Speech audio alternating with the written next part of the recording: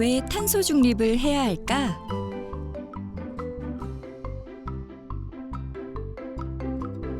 많은 사람들이 탄소 중립을 이야기해요. 그런데 왜 그래야 하는지 잘 이해하기 어려워요. 우리는 왜 탄소 중립을 해야 할까요?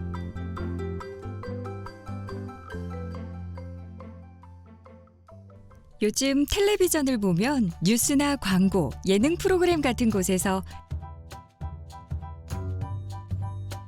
2050 탄소 중립이라는 이야기를 많이 해요.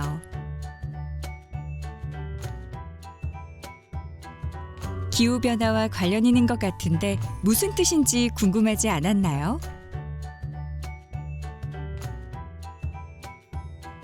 우리는 매일 씻고, 입고, 먹고, 차를 타고 여러 가지 물건을 사용하면서 살아요. 그런데 이런 일들을 하려면 대부분 이산화탄소가 발생하죠. 그래서 지금 지구는 너무 많이 발생한 이산화탄소 때문에 지구온난화라는 위기를 겪고 있어요.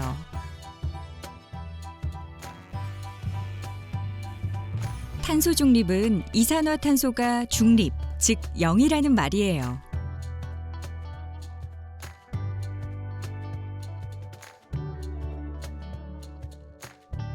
(2050) 탄소 중립은 이산화탄소 배출을 최대한 줄이고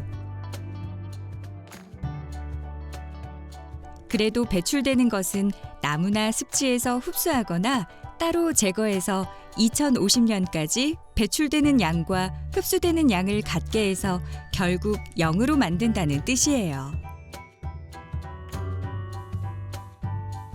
그런데 우리는 왜 2050 탄소 중립을 해야 할까요?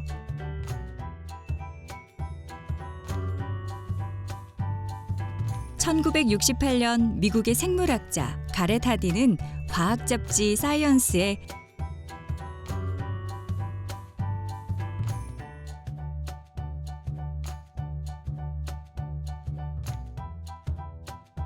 공유지의 비극이라는 글을 발표했어요. 옛날 어느 마을에 주인 없는 넓은 풀밭이 있었어요. 어느 날 한 사람이 그 풀밭에 양을 키워 양털을 팔아 돈을 벌었어요. 소문을 듣고 다른 사람들도 그곳에 양을 키워 돈을 벌었어요. 사람들은 점점 욕심이 생겨 더 많은 양을 키우기 시작했어요. 양들이 많아지자 풀밭은 모두 뿌리까지 말라버려 그곳에서는 더 이상 양을 키울 수 없게 되었어요. 당연히 사람들도 돈을 벌 수 없게 되었죠. 이런 현상을 공유지의 비극이라고 한답니다. 누구나 자유롭게 이용할 수 있는 공공자원을 사람들이 함부로 사용하게 되면 쉽게 사라질 수 있다는 것이죠. 우리가 지금 겪고 있는 기후위기도 공유지의 비극과 같다고 많이 얘기해요.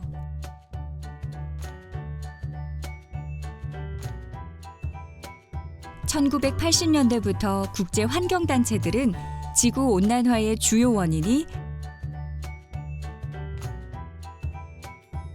인간 활동으로 발생하는 이산화탄소 때문이라고 주장해왔어요. 그래서 이산화탄소 배출을 줄여야 한다고 말이죠.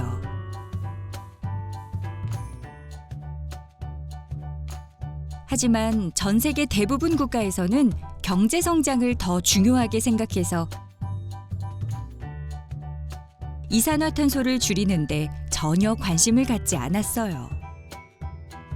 게다가 인간이 발생시키는 이산화탄소가 지구온난화에 영향을 준다는 과학적 증거도 당시에는 부족했고 배출되는 이산화탄소는 주인 없는 공유지인 대기권으로 뿜어졌기 때문이죠. 하지만 차차 온실가스 때문에 지구 온난화 현상이 문제가 되자 1988년에 전 세계 여러 나라의 기상학자, 해양학자, 빙하 전문가, 경제학자들이 3,000명이나 모여서 기후 변화에 관한 정부 간 협의체 IPCC를 만들었어요. IPCC 기후 변화에 관한 정부 간 협의체에서는 인간 활동으로 발생한 온실가스가 기후 변화에 어떤 영향을 주는지 과학적으로 연구하고 평가해서 그 결과를 발표하기로 했어요. 2013년 IPCC 기후 변화에 관한 정부 간 협의체 5차 보고서에서는 인간 활동이 기후 변화에 미치는 영향이 95% 이상이라고 발표했어요.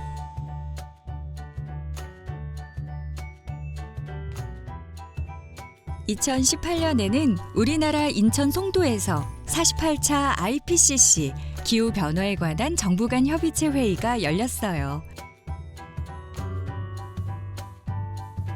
이때 2100년까지 지구의 기온 상승을 산업혁명 이전보다 1.5도 이상 높아지지 않게 유지하도록 전 세계가 노력해야 한다는 1.5도 특별보고서가 발표되었어요.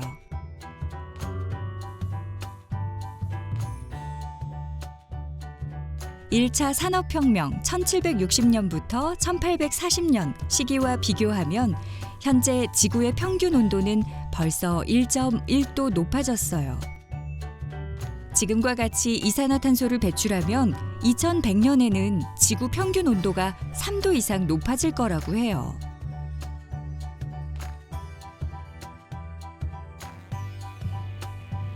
낮과 밤의 온도 차이가 10도 이상 날 때가 있어요. 그래도 우리가 생활하는데 크게 불편하지 않아요. 그런데 고작 3도 높아지는 것이 무슨 문제가 될까요? 하지만 기온이 아니라 사람의 체온으로 생각해보면 이해하기 쉬워요. 코로나19 이후 우리는 매일 아침 학교에 도착해서 체온을 재요.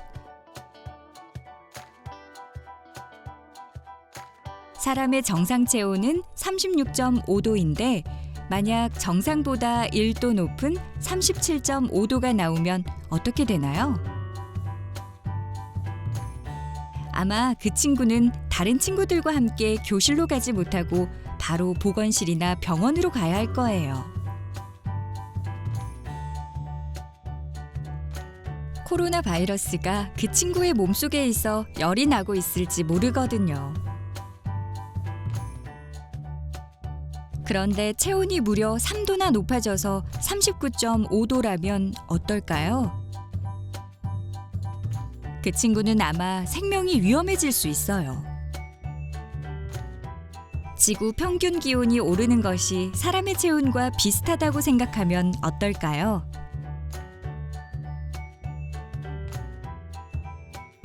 지구 온도가 만약 3도 올라간다면 사람은 물론이고 지구에 사는 수많은 동식물들이 얼마나 위험해질지 상상하기도 싫을 거예요.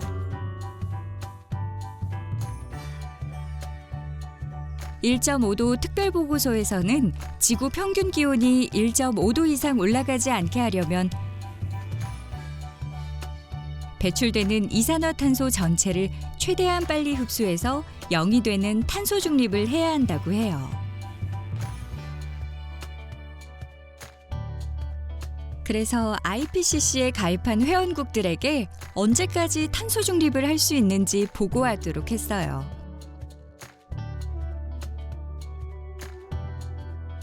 우리나라는 2050년까지 탄소 중립을 하겠다고 보고했고요.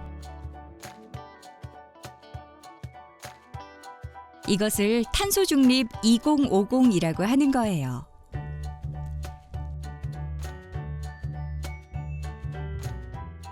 (2050년까지) 탄소 중립을 하는 것은 불가능하다는 사람들도 많이 있어요. 하지만 2021년 IPCC 6차 보고서에서는 지금 일어나고 있는 기후변화는 인간의 영향이 명백하다고 발표했어요. 과학에서는 100%라는 표현을 사용하지 않기 때문에 명백하다는 말은 100%라고 생각해도 좋아요. 2050 탄소 중립은 어려운 문제지만 이제 피할 수 없는 모두의 숙제예요.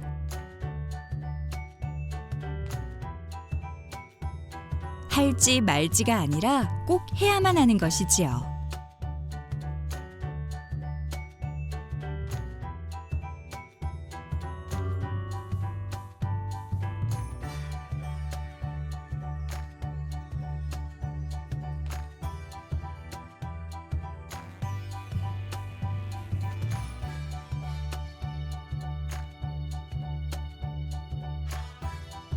이렇게 하면 왜 탄소 중립이 되는지 잘 알 수 없지만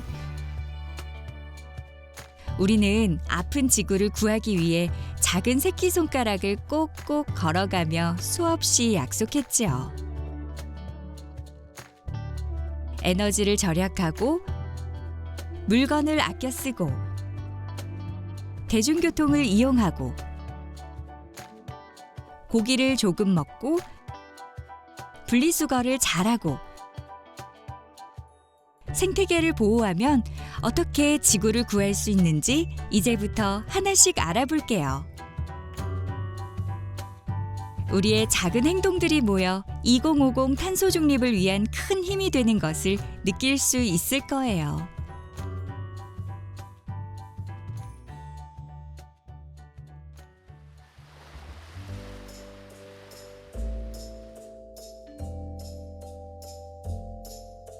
자연의 혜택, 생태계 서비스. 자연을 보호하고 지키는 것이 왜 중요할까요? 자연이 우리에게 무슨 도움을 주는 걸까요? 자연이 인간에게 주는 모든 혜택을 생태계 서비스라고 해요.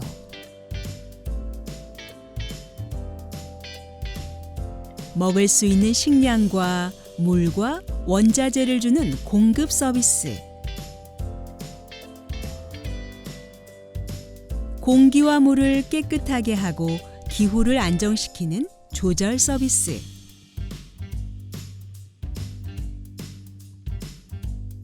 아름다운 경치로 휴식과 예술적 영감을 주는 문화 서비스,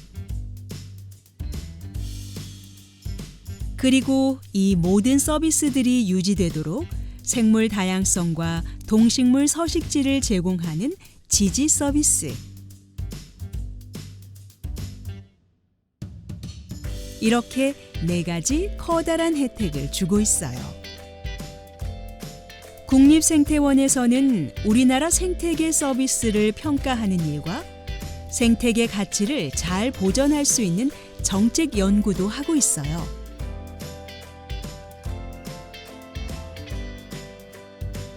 국내 13개 지역의 우리 지역 생태 자산과 생태계 서비스, 생태계 서비스 지불제를 소개하는 생태계를 살리는 사람들 자료집은 국립생태원 생태정보도서관에서 이북으로 볼 수 있어요.